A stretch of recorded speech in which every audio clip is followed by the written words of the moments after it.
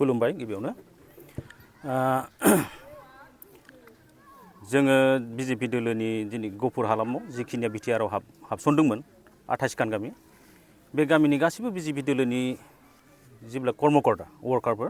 जोङो दिनै दान्दिसेनि थाखाय ज' जादों आरो फैगौ बिसायख'थिनि बिटिआर बिसायख'थिनि सायाव जोङो एसे सावरायलायनाय जादों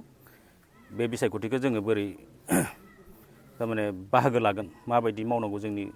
वर्कारफ्रा बिनि सायाव जों एसे डिसकास जादों आरो केन्डिडेट होगोन होननानै नोंथाङा केन्डिडेटखौ होगोन होननानै जोंना स्टेट कमिटिया इतिमध्ये थारमाने 40टा समस्तियावबो केन्डिडेट होगोन होनना फोरमायदों आरो बेजों लोगोसे जोंनि जेब्ला दलीय डिस्ट्रिक्ट कमिटि बिथांमोना इतिमध्ये जोंनो फोरमायहरबाय जास्ट केन्डिडेटआ आनुষ্ঠাनिकभाबै घोषणा होथ'वाखै मोननै रिजनेल पार्टी बर'नि रिजनेल पार्टीफ्राबो बेयाव हाबफैगासिनो दं औ हाबगोन बयहाबो राजखान्थि दोलोफोरा गावबा गाव माखासे इसु लानानै बेयाव हाबगासिनो जोंनि बिजेपिआबो मोनसे नेशनेल पार्टी हिसाबै जोंहाबो बेयाव इलेक्सन गेलेगोन आरो शान्तिप्रियभाबै आरामाव बे इलेक्सना जालांगोन होननानै जों सानदों आरो जोङो बे बिसायख'थियाव जोङो देरहासार जागोनखौ जोंहा फोथायनाय दं जिहेथु जोंनि प्रत्येकखन गामियावनो जोंना बुथ कमिटिफोरा जोंहा स्ट्रंलि खामानि मावगासिनो दं बेनिखायनो जोंहा फोथायनाय दं आरो रायजोफ्रा जथेस्थ' अनगोन मदद होगोन बेखौ जोंहा बिसास दं रायजो राजाखौ मा खावलायगोन रायजो राजाखौ जोंहा खावलायनाया बेनो जोंनो फैगौ बिसायख'थियाव रायजो राजा नोंथांमोना जोंनो भट होनानै फैगौ बिटिआर जिथु सरकार बेखौ जोंनि बिजेपिनि दैदेननायावनो सरकारा जागोन होननानै जों फोथायनाय दं गतिके आरो बेजों लोगोसे जोंनि गोदानै हाबनाय बिटिआरआव हाबनाय जिथु गफुर हालामनि बर' रायजोफोरा गिबि भट होनो थांगासिनो बिटिआर इलेक्सनाव गतिके आसा खालामदों डेभेलपमेन्टआ जथेस्थ' जागोन जोंनि सरकार जायोबा बेखौ जोंहा आसा दं माबायदि डेभेलप खामानि मावगोन होननानै नोंथांमोना डेभेलपमेन्टआ जोंहा इस्ताहार जिहेतु ओंखारथ'वाखै इस्ताहार ओंखारबा जोङो बेखौ आनुষ্ঠাनिकभाबै जों फोरमायनो हागोन गतिके जों बिनि सायाव जों बिबुंथि लाखिथ'वा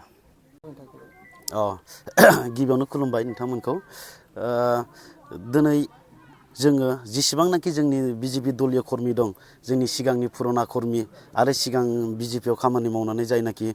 जिरायनानै दंमोन गासैजोंबो जोङो आरो दानि गोदान जेसेबांनाखि दायथ'आव दङ गुबुन बिजेपिनियाव गुबुन दायथ' थानायफोर गासैजोंबो जों ज' जानानै दिनै सावरायदों दिनै जोंनो सेन्ट्रेलनिफ्राय जोंनो मेसेज हरदों जे जोंनि धनस्रि समस्तियाव जोंनि बिजेपि दोलोनिफ्राय केन्डिडेट होगोना फाइनाल बेखायनो जोङो एबारनि बिटिआर इलेक्सनाव जोंनि गफुरनिफ्राय गोदानै हाबसनजानायब्लाबो जोङो मोजाङै मोजां इलेक्सनखौ गेलेनो आरो जोंनि गफुरनिफ्राय जोंनि बिजेपि दोलोखौनो जों देरहाहोनो होननानै